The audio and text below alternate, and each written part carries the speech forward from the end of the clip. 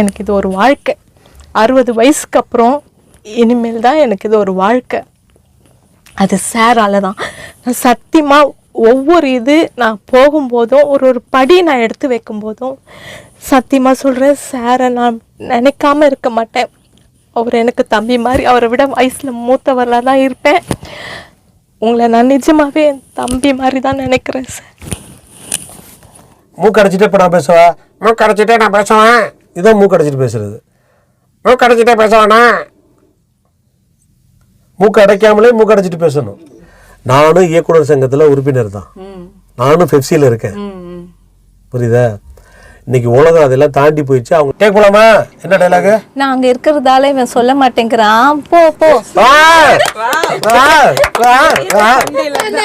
ராம்கே உங்க நம்பர் கேட்பாரு போல இருக்கு. எனக்கு ஏஜ் சொன்னேன் 60, என்னால் முடியுமா சார் அப்படின்னு நான் கேட்டேன்.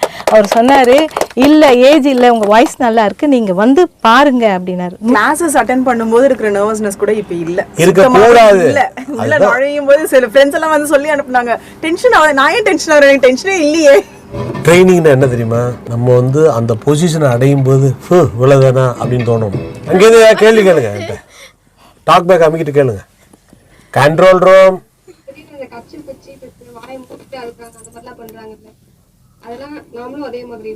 கண்டிப்பா அவங்க வந்து கரிச்சி வச்சுட்டு அழுகுறாங்கன்னா நீ கரிச்சி வச்சு தான் அழுவணும் அவசியம் இல்லை, கையை வச்சுட்டு அழுவலாம்.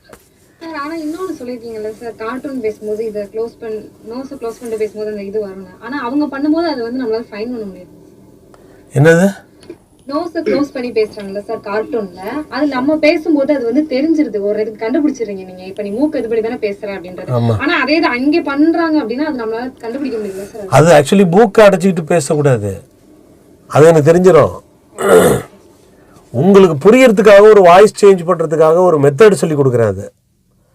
அதுதான் மூக்கடைச்சிட்டு இப்போ நான் பேசுவேன், மூக்கடைச்சிட்டே நான் பேசுவேன். இதான் மூக்கடைச்சிட்டு பேசுறது. மூக்கடைச்சிட்டே பேசுவேண்ணா, மூக்கு அடைக்காமலே மூக்கடைச்சிட்டு பேசணும். இன்னைக்கு நான் யோசிச்சு பார்க்குறேன், எல்லாரும் சொல்லும்போது இன்னைக்கு நான் யோசிச்சு பார்க்குறேன், அது எவ்வளவு எனக்கு நன்மை செஞ்சிருக்கிறாரு அவரு அப்படிங்கிறத இன்னைக்கு நான் யோசிச்சு பார்க்குறேன்.